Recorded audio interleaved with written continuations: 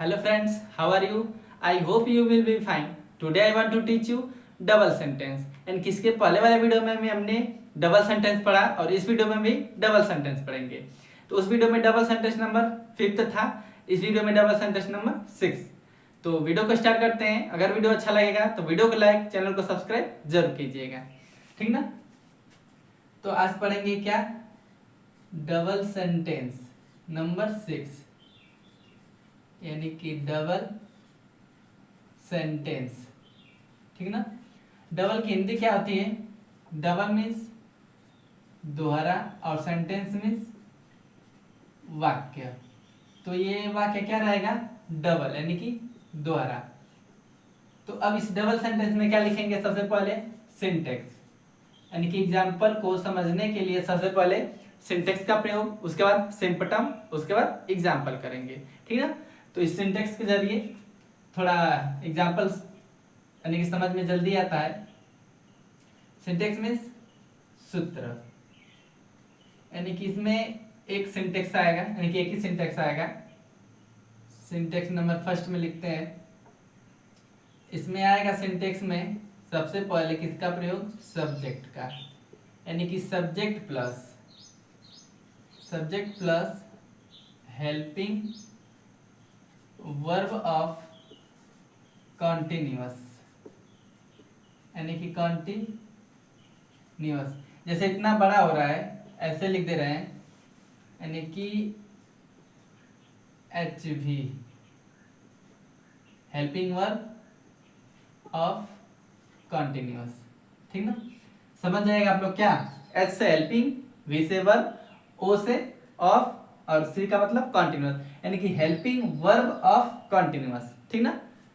यानी कि continuous helping verb of continuous का मतलब इस डबल सेंटेंस में सिर्फ कंटिन्यूअस का ही हेल्पिंग वर्ब प्रयोग होगा, यानी कि या तो प्रेजेंट या तो पास्ट या फ्यूचर का, तीनों में से किसी भी। यानी कि प्रेजेंट में का होगा तो प्रेजेंट कंटिन्यूअस का, और पास्ट में होगा तो पास्ट कंटिन्यूअस का, और फ्यूचर में अगर सेंटेंस आएगा तो फ्यूचर कंटिन्यूअस का हेल्पिंग वर्ब लगेगा, ठीक ना। इसके अलावा कोई हेल्पिंग वर्ब नहीं। Subject plus helping verb of continuous plus neither, किसका प्रयोग? नाइदर का, नाइदर प्लस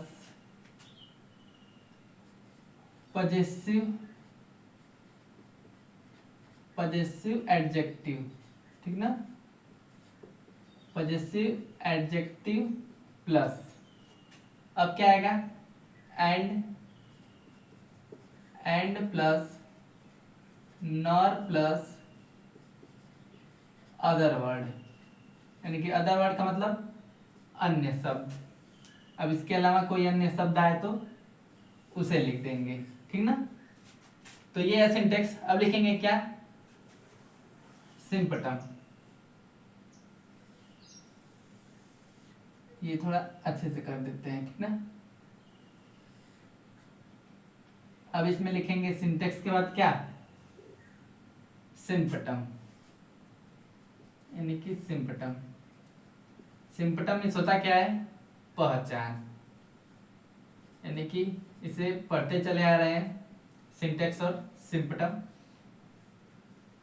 तो अब इस सिंपटम में क्या आएगा? यानी कि आएगा सबसे पहले आएगा कर्ता,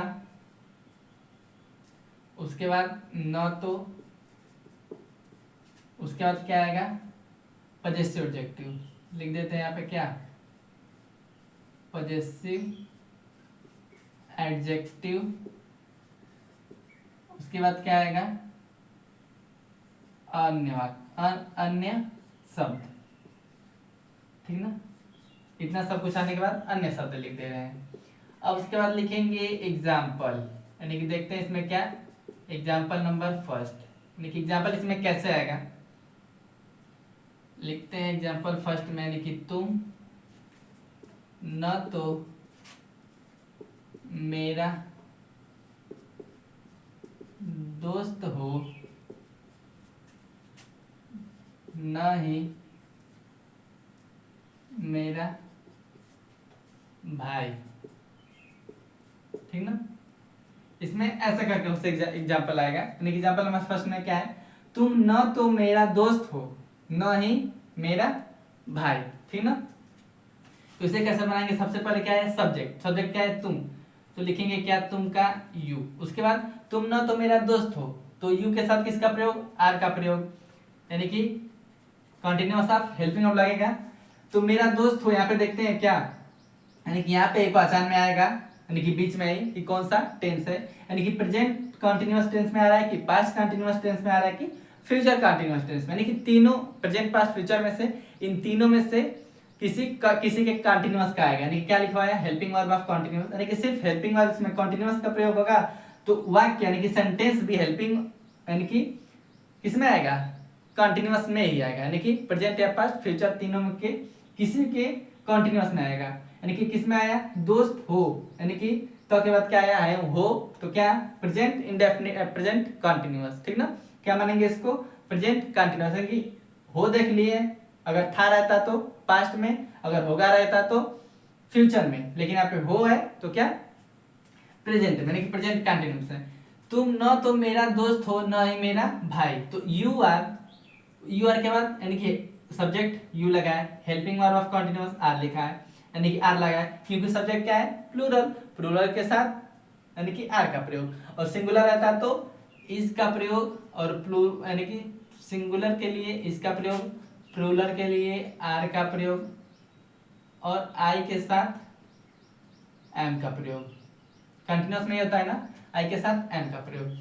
तो तुम न तो मेरा दोस्त हो न ही मेरा भाई, तो यू आर, उसके बाद क्या न तो का इंग्लिश नाइदर, यानी कि यू आर नाइदर, उसके बाद पजेसिव एडजेक्टिव में क्या है मेरा, तो my, you are neither my, और क्या दोस्त हो तो दोस्त का friend, you are neither my friend, यानी कि और क्या लिखवाया, न तो तुम न तो मेरा दोस्त हो न ही, यानी कि यहाँ पे और भी लगेगा, क्या लगेगा और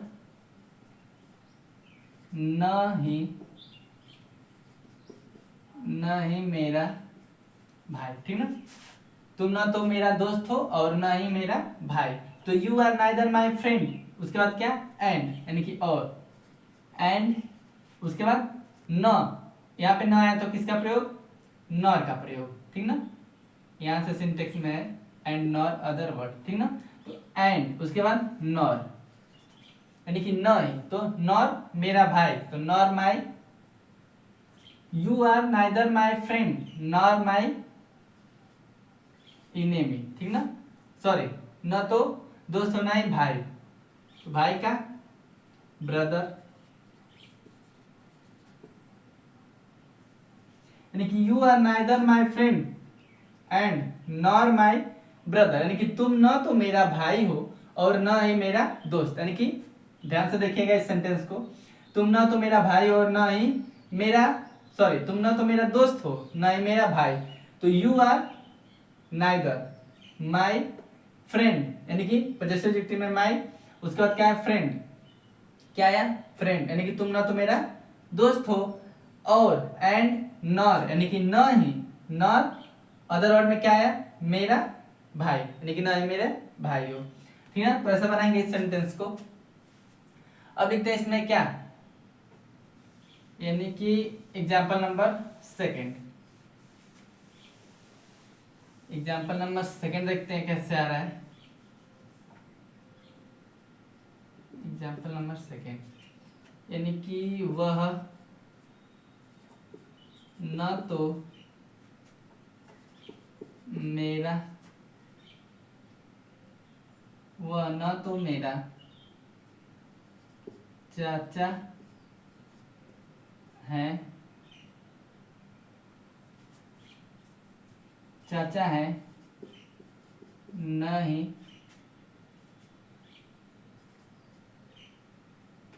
चाचा है और न ही, और न ही पापा, ठीक है। वह न तो मेरा चाचा है और न ही पापा, तो वह न तो यहाँ पे क्या है सब्जेक्ट वह, तो ही क्या लिखेंगे वह के लिए ही, यानी कि ही इज, ही इज, उसके बाद continuous of helping of is, उसके बाद नाइदर यानी कि ही इज नाइदर यानी कि न तो, ठीक ना। क्या है नाइदर, तो लिखेंगे क्या, न तो के लिए नाइदर। उसके बाद पॉजेसिव एडजेक्टिव क्या है, मेरा, तो ही इज नाइदर माई। चाचा है तो अंकल, ठीक ना, अंकल। उसके बाद क्या है, और ना ही पापा, और ना ही पापा, तो एंड नॉर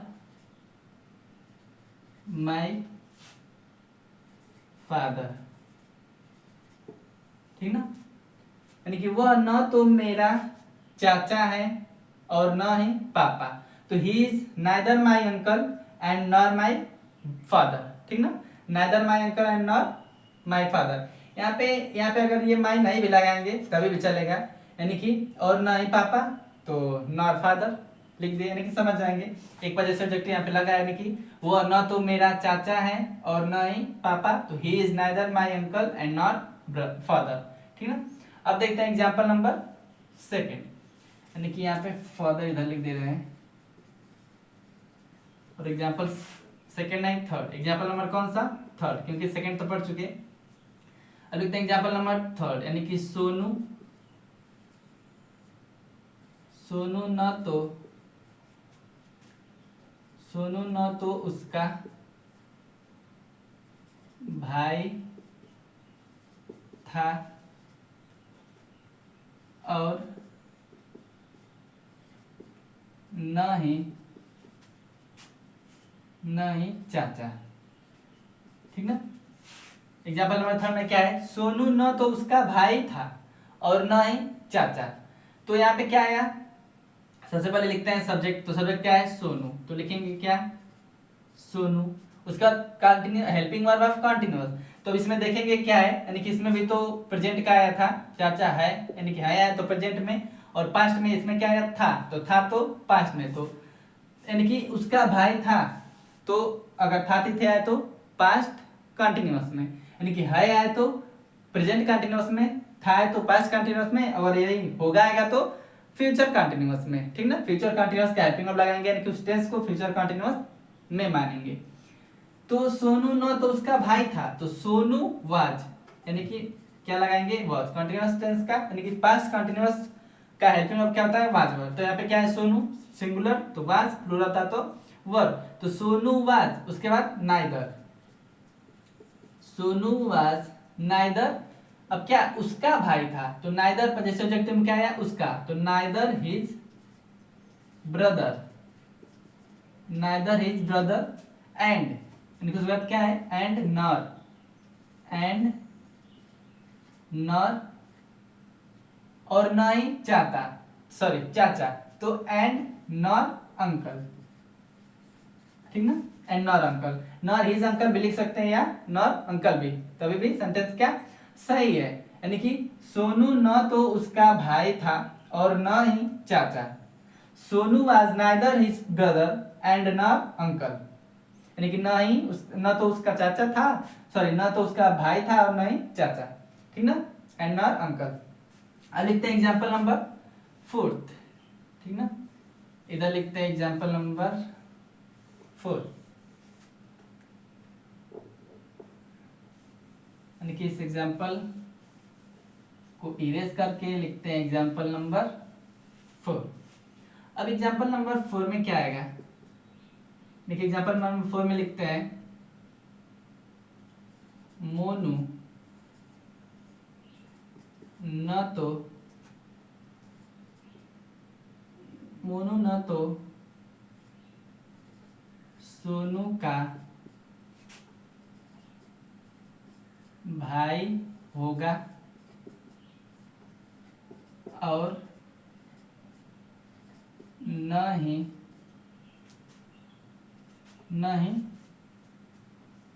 थोड़ा छोटा लिखते हैं इसको, यानी कि मोनू न तो सोनू का भाई होगा और न ही दोस्त, ठीक ना। एग्जाम्पल नंबर 4 में क्या है, मोनू न तो सोनू का भाई होगा और न ही दोस्त, ठीक ना। तो इस एग्जाम्पल को लिखेंगे यानी कि सब्जेक्ट सबसे पहले, तो इसमें क्या है सब्जेक्ट मोनू, तो लिखते हैं क्या मोनू, यानी कि मोनू। उसके बाद क्या कंटिन्यूअस ऑफ हेल्पिंग वर्ब, यानी कि helping verb of continuous, sorry. तो यहाँ पे देखेंगे क्या है, प्रेजेंट में कि पास्ट में कि फ्यूचर में। तो भाई होगा, तो भाई होगा का मतलब यानी कि होगा होगा होगे फ्यूचर में, तो मोनू। उसके बाद फ्यूचर में आया, फ्यूचर कंटिन्यूअस में, तो फ्यूचर कंटिन्यूअस का हेल्पिंग वर्ब क्या Monu will be, Monu will be, ठीक ना। यानी कि मोनू न तो सोनू का भाई होगा, Monu will be neither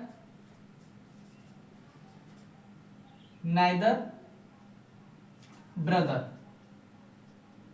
Monu न तो सोनू का भाई होगा, तो मोनू विल बी नाइदर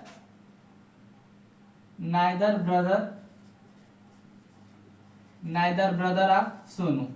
इनकी सही टच करते हैं नीचे लिखने के लिए, ठीक ना। यानी कि Monu will be neither brother of Sonu,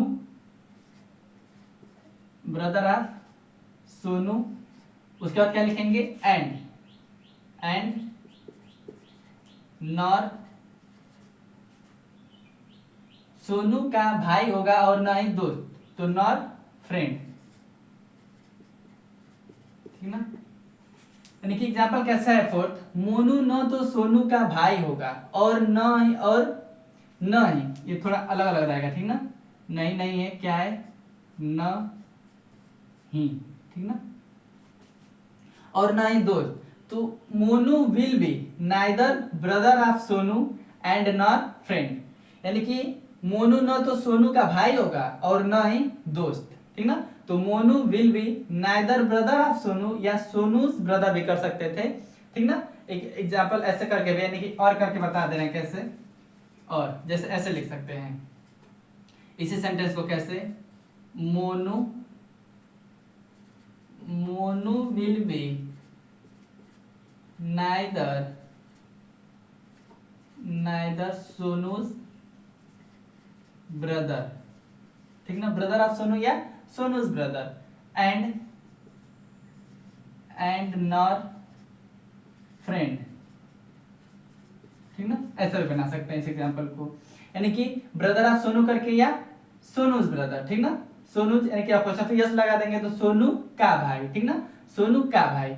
तो Monu will be neither सोनूज brother and nor friend, यानी कि मोनू ना तो सोनू का भाई होगा और ना ही दोस्त, ठीक ना। तो ये था डबल सेंटेंस, यानी कि प्रेजेंट पास्ट फ्यूचर तीनों के लिए, यानी कि तीनों में कौन सा हेल्पिंग वर्ब ऑफ कंटिन्यूअस, यानी कि तीनों का कंटिन्यूअस का हेल्पिंग वर्ब इसमें प्रयोग हो रहा है, ठीक ना।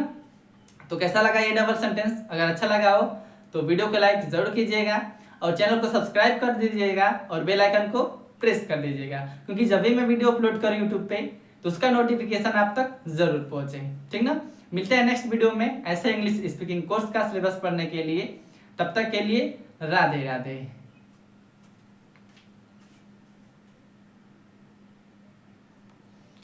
जय हो शिव।